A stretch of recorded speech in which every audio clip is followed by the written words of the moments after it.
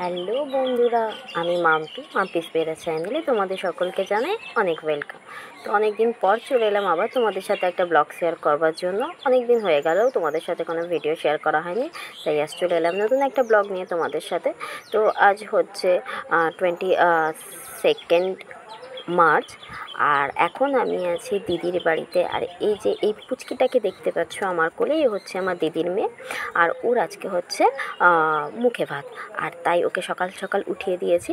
আর দেখো, তারপর ওকে হলুদ মাখিয়ে স্নান করিয়ে নিচ্ছি। আর ওদিকে কিন্তু ঠাকুরমশাই চলে এসেছেন, তো পুজো হচ্ছে আর জামাইবাবু বসেছে পুজোতে, যে যে নিয়মগুলো হয় সেগুলো করছে। আর দেখো, আমরা কিন্তু পুচকিকে সাজিয়ে নিয়ে বসে পড়েছি, কারণ ওকেও পুজোতে লাগবে, তাই ওকে নিয়ে বসে পড়েছি। তো ওকে কি সুন্দর দেখো, একটা জামা পরিয়ে, পিঙ্ক পিঙ্ক জামা, আর ওর মাথার থেকেও হেয়ার ব্যান্ডটা বড়ো হয়ে গেছে, তো ওকে সাজিয়ে গুজিয়ে কিন্তু নিয়ে বসে পড়েছে আমার দিদি।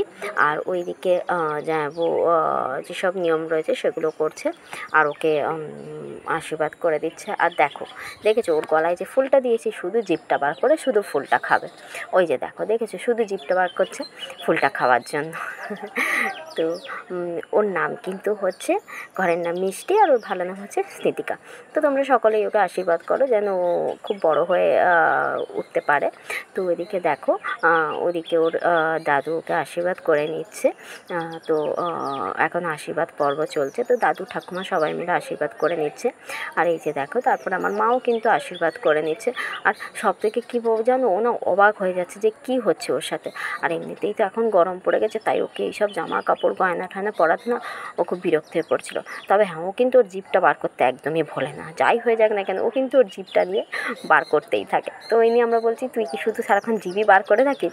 আর দেখো সব কিছু কেমনভাবে দেখছে, আর ফুলটা কন্টিনিউ খেয়েই যাচ্ছে। আর এদিকে দেখো আমার দিদি, আমার মেজো দিদি ওকে আশীর্বাদ করে নিচ্ছে, আর ওদিকে ওর কাকাই কাকিমা সবাই কিন্তু এখানে আশীর্বাদ করে নিচ্ছে। আর আশীর্বাদ পর্ব শেষ হয়ে গেলে ও কিন্তু খাবার খাবে। আর তারপর দেখো আমিও কিন্তু বসে পড়লাম ওকে আশীর্বাদ করবার জন্য।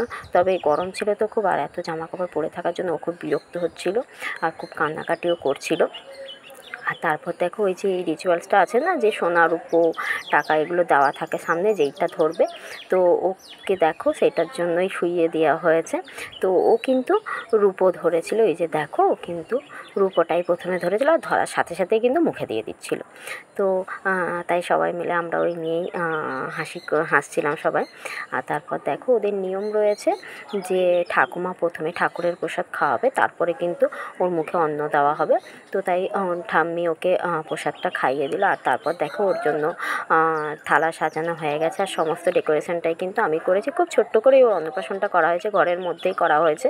তো দেখো থালাটা সাজিয়ে দেওয়া হয়েছে। তো ডেকোরেশনটা কেমন হয়েছে তোমরা কিন্তু অবশ্যই জানিও। আর দেখেছো ও কিন্তু বসে পড়েছে খাওয়ার জন্য।